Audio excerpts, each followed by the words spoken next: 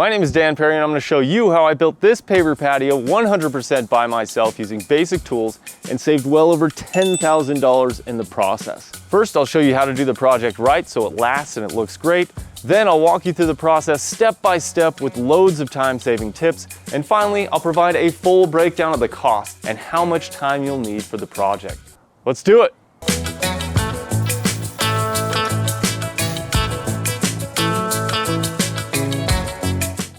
Here are the essential things that you need to know before you install any paver patio. And I'm going to show you two ways to do it.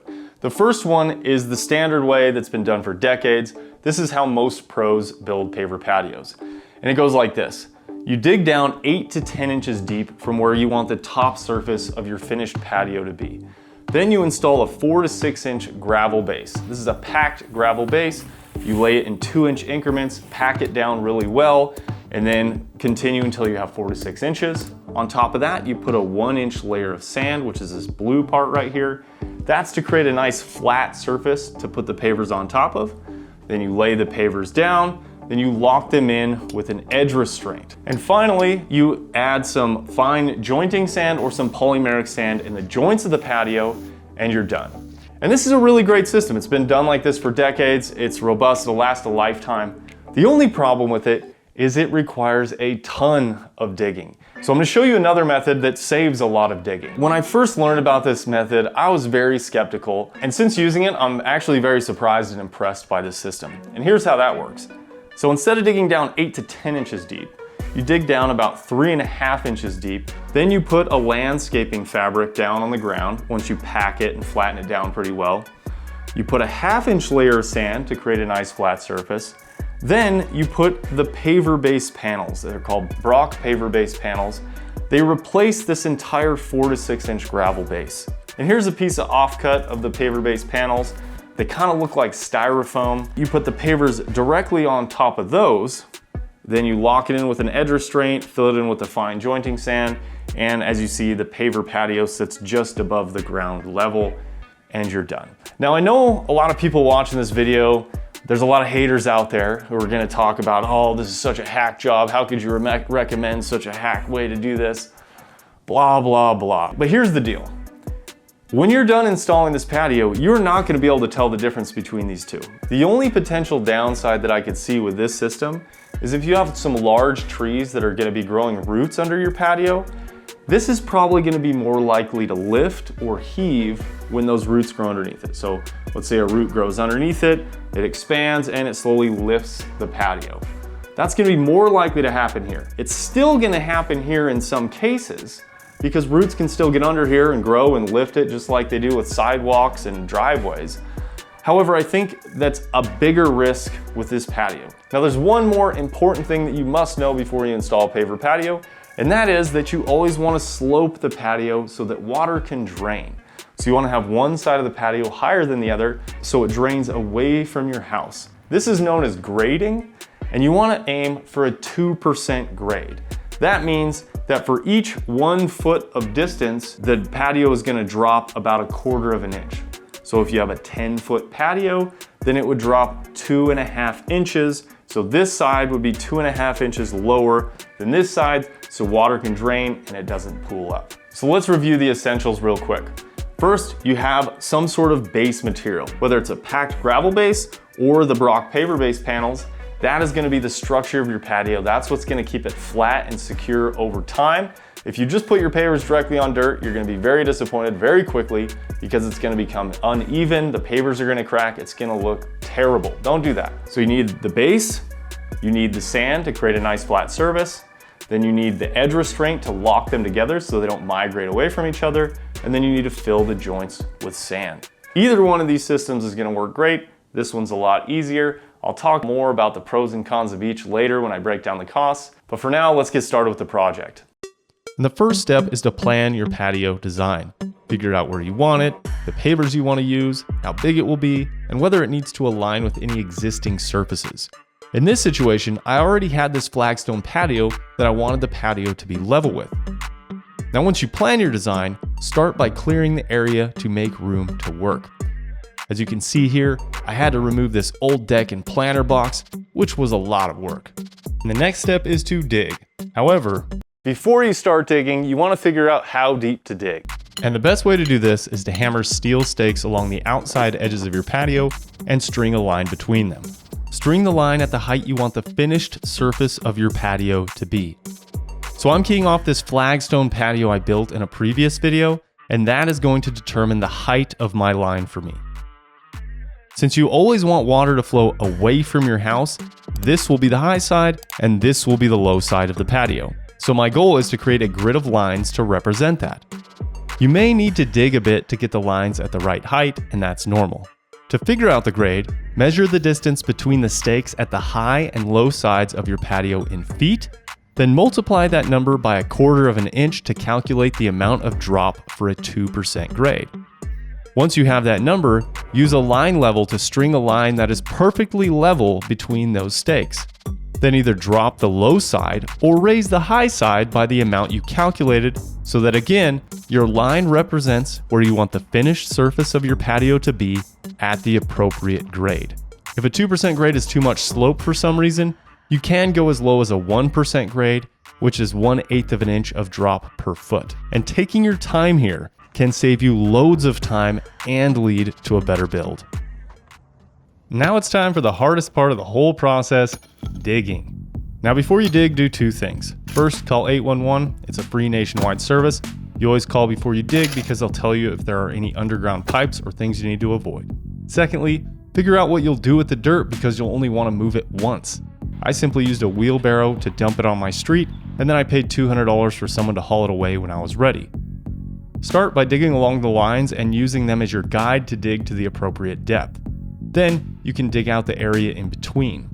Your goal is to dig down 1.25 inches plus the thickness of your pavers, so if you're using a standard 2 3/8 inch paver, you'll dig down 3 5/8 of an inch from where you want the top surface of the patio to be, which is where you've strung the lines.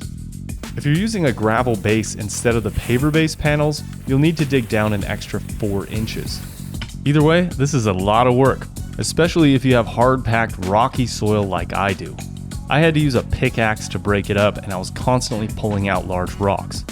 Now, spraying the dirt down with a hose the day before you dig makes it a lot easier and reduces the dust, and if you have softer soil, you can use a tiller to break up the dirt for you so you don't have to use a pickaxe. Now, you're going to be using the lines that you installed constantly throughout this digging and grading process. That's why I prefer to use 24-inch steel stakes, hammer them deep into the ground, and then mark where I want the line to sit with a Sharpie. That way, when I accidentally move the line while digging, I can quickly get it back in place without wasting time with the line level again. Continue digging until it's relatively flat and close to the depth you want it to be. Also, dig about 6 inches past where the finished edge of the patio is going to be, so you'll have some room to install the edging and make adjustments later.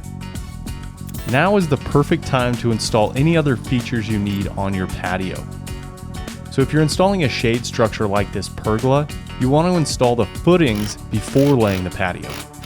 If you need to run sprinkler lines under the patio, do that now. Just make sure to use rigid PVC pipe for any sprinkler or irrigation lines. You never want to run black drip line under a patio because it will get smashed. Once all that's in place, it's time to flatten and pack the dirt down so it's flat within 1/4 of an inch. That means you don't want any high spots that stick up more than 1/4 of an inch or any low spots that are more than 1/4 of an inch below the surface. I find it helpful to move another line along the existing lines to gauge the depth as I go. Use a straight edge to even the dirt out before tamping it down. A straight 2x4 works perfectly fine here. In some areas, you may need to add dirt back in, like I'm doing here. And this is a time-consuming process. You'll probably need to make several passes of flattening and tamping the ground before it's flat enough to proceed to the next step. But it's well worth it because when you're done, you'll have a nice flat patio where water drains right off when it rains instead of an uneven patio where water pools on the surface like you see here. And take note that the less your patio is sloped, the flatter it needs to be to avoid water puddling. And once the soil is flat and packed down well, the majority of the work is done, so congratulations. Now you get to the installation. So start by laying a high quality geotextile landscaping fabric. Find the best stuff you can, ideally something that is rated for 30 years. Overlap the edges about 6 inches anywhere there's a seam and hammer in with landscaping staples to hold them down, Unless, of course, your soil is rocky like mine, in which case they are completely useless. I had to use tools, rocks, and the rebar to hold the fabric down. Leave at least 6 extra inches around the edges because you'll need it later, and I recommend waiting to lay the landscaping fabric until you are ready to put the sand down. Otherwise, the wind might tear it to shreds. I should also mention that before laying the fabric, you'll want to have the pavers on hand or have delivery scheduled within the next 2 days.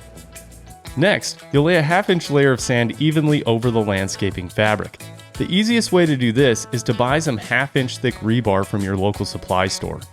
Lay the bars about 5 feet apart and then add the sand, being careful not to get sand underneath the seams of the fabric. Even the sand out with a rake, then screed it flat with a 6-foot flat edge. You can use a 2x4 for this step if you can find a straight one. The rebar provides a guide for the screed board to produce a perfectly flat surface. I chose to tamp the sand down before adding more sand and then screeding a second time. I'm not sure this is necessary, but I think it created a flatter finished patio. Once you complete a section, you can remove the rebar and then move on to the next section, moving from one side of the patio to the next until it's completely covered in sand. You can buy this sand in 50-pound bags at most hardware stores, and each bag will cover about 12 square feet of patio. However, you can save a lot of money on plastic by purchasing a 1/2 yard from your local landscaping supplier. A 1/2 yard can easily fit in your truck. It will cover about 330 square feet at a 1/2 inch depth, and it's the equivalent of 28 50-pound bags. The next step is very easy. Lay the paver base panels in a brick-like pattern, staggering the seams. These are easily cut with a razor knife, and the extra pieces can be recycled. Unfortunately, it was windy when I installed these, and since the panels only weigh 1 pound each, I had to place pavers on each corner as I laid them just to keep them in place. You can purchase these individually and in cases of 20. Each panel weighs 1 pound and covers about 5 square feet of area, so a case will cover about 100 square feet. Buying by the case will save you about 20%, so buy a combo of individual panels and cases to get the exact amount you need, and when you're done, your patio will look something like this. And note that the seams are staggered, which again is important.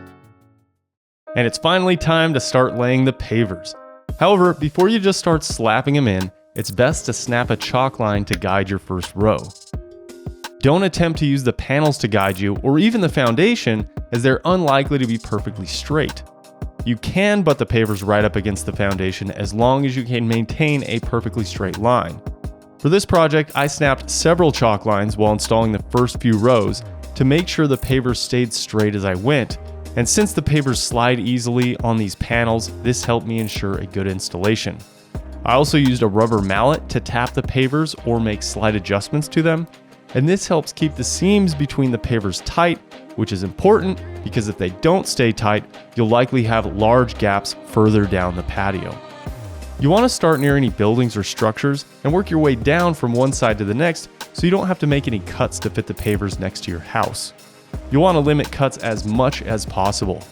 You'll likely have at least a few, and I'll show you the easiest way to cut these in a minute, but try to avoid excess cutting with a bit of planning. One thing you'll notice is that I'm building stairs right here. In my next video, I'll cover how to do that step by step, so be sure to hit that subscribe button so you're notified when I publish my next videos. The pavers I'm using here are made by Belgard. The color is Riviera, and there are 3 sizes of pavers: 12 by 12 inch, 9 by 12 inch, and 6 by 12 inch. The variation in size looks great, but maintaining the pattern took a lot longer than it would have if I just had a single-sized paver. For more details and specifics, plus a full list of tools and materials needed for the project, visit handymanstartup.com/pavers. You'll probably need to make a few cuts, so here's how to do it. The easiest way is to use a wet tile saw. I highly recommend renting one if you have a lot of straight cuts to make. It's the easiest tool to use, and it almost completely eliminates the dust. The only downside is you can't do curved cuts. The second best option is a concrete cutoff saw with a diamond blade. If you're cutting any curves on your patio, you'll want to rent one of these. This is the tool that most pros use. Make sure to get one with a hose attachment to feed water as you cut, because cutting these pavers is extremely dusty and it's guaranteed to piss off the neighbors and mess up your lungs. The third and least ideal option is an angle grinder. This can work just fine if you only have a few pavers to cut, but it's super slow and dusty. But how about cutting curves? Now, some pros recommend cutting the curves while the pavers are in place, but when you're using paver base panels, the risk of cutting through them is too high. So I opted to move each one and cut them individually. I just loaded them on this crate here and used the concrete cutoff saw. To draw the curve before I cut, I placed a kettlebell where I wanted the center of the curve to be, and then I tied a string to a pencil so I could draw the curve. Then I made a template out of an old piece of plywood to speed things up for the other curves. Now, once you're happy with your curves marked in pencil, use a Sharpie to draw the final cut line. Otherwise, the pencil will wash away instantly when you're trying to cut. Regardless of how you cut pavers, it's a time-consuming process, which is why contractors charge extra for patios with a lot of cutting. So be prepared for this to take a bit longer than you expect. Here's another quick tip before I move on. You want to avoid having small pieces on the outside edge whenever possible because those pieces will move easily. This is why pavers often have a soldier course as edging. This strengthens the edge by having large pavers all the way around the edge. For my patio, I didn't want a soldier course, so I carefully rearranged the pavers on the edges so that each one on the edge was a decent size, even after being cut. This was time consuming, but I prefer the way it looks. Once the pavers are cut and in place, the next step is to install the edge restraint. So start by trimming the extra paver base panels so there's just enough for the edge restraint to sit on. You can use the edge restraint as a guide for cutting if you like. Then fold the landscaping fabric over the edge, put down the edge restraint on top of the fabric, and hammer in a landscaping spike to hold it down. This last step is essential to locking everything in place, otherwise, your pavers will slowly shift and migrate away from each other, creating gaps and weaknesses in your patio.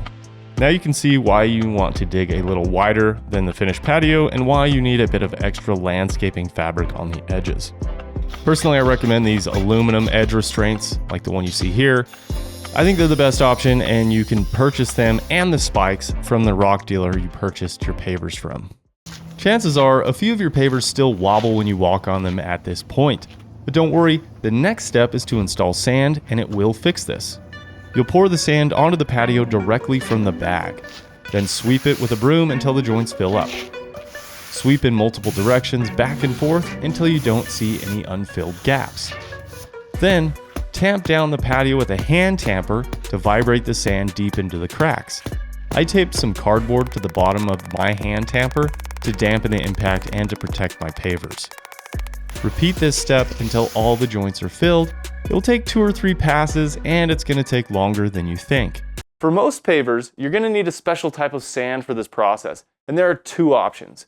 You can buy fine jointing sand or polymeric sand. Polymeric sand is nice because it reduces weed growth. However, it's more expensive, it's more difficult to install, and it's made with plastic adhesives that break down over time, releasing microplastics into the environment. Fine jointing sand, which is just a fine sand, it's easier to apply, it has no risk of staining your pavers, and it is not filled with hormone-disrupting plastics. So I used polymeric sand on this project, but if I could go back, I would just use the fine jointing sand. If you are using polymeric sand, follow the instructions on the bag carefully to spray and wet the sand to set it in place permanently. At this point, you are pretty much done. All that's left to do is fill in the gaps on the sides of the patio so it's level with the ground, and you have a beautiful, functional addition to your landscape that will last a lifetime. Installing a paver patio will transform your yard. They look great and add functional space, as you can see right here. My favorite part is that they are low maintenance, and they don't require frequent staining like my old deck. Now let's talk about the cost of installing pavers, how long it will take, and how much money you can save by doing it yourself. Now my patio was 330 square feet, and the total cost was $3,523, including everything from the cost to rent the concrete saw to the cost to haul away my extra dirt. However, this does not include the blocks I use for the stairs, since I'm assuming most people won't be building stairs. I'll talk about how to build the stairs in detail in a future video. When I researched what a contractor would charge, the estimates were between $7,500 and $10,000 for a basic patio of this size. So if I were being very conservative, I saved at least $4,000 to $6,000 by doing it myself. But if you factor in the curves, the sprinkler lines, the deck demo, the pergola footings and the modifications to the pergola, the estimated savings jump up to $11,000 to $13,000. And if you add in the steps, the siding repair, the planter box, and the other things I did for this project, I estimate that I saved about $15,000 on the entire project. But since you don't pay taxes on money that you save, saving $1 is the equivalent of earning $1.33, assuming you are on a 25% tax bracket. So when you fully nerd out on the numbers like I love to do, the amount of money I saved is the equivalent of earning about $20,000, because that's how much I would have to earn and pay taxes on before I would have enough to pay an extra $15,000 for someone else to do it for me. Not a bad argument for learning how to do things yourself. So were the paver panels worth the additional cost? Well, let's break it down. The paver base panels cost $750 for this project, which isn't cheap. However, they saved me from having to dig an additional 4 inches, which would have taken me several days of hard labor. They saved me from having to dispose of an extra 4 yards of dirt, which would have cost me about $300. They saved me from buying 4 yards of gravel base material, which would have cost $250. And they saved me from having to install and pack the gravel base, which would have taken me at least a day of hard labor, probably more. So they only cost me an extra $200 when you factor those savings in. But they saved me at least 5 days of very hard labor, and I will make that trade any day. So are the paver base panels as good as a gravel base? I guess time will tell, but so far I don't see a clear benefit for this project of having a gravel base instead of using the paver base panels. So how long will the project take? If you worked really hard and you knew what you were doing, you could knock out a 300 square foot patio in about a week. However, I wouldn't recommend that for most people. I did this project over the course of the summer and fall, working a couple hours here and a couple hours there. If I had to do this on a tight timeline, I would definitely hire some help. Of course, if you rent heavy machinery like a plate compactor and an excavator, you can do it a lot faster, but for most people, that doesn't make sense. So unless you are super fit or you have help, give yourself at least a few weeks to allow your body to recover in between workdays. If you have any questions or comments, please share them below. And for more DIY videos just like this one, make sure to subscribe and check out these videos right over here. It has been a pleasure to share my experience. I'm Dan Perry, and I will see you in the next video.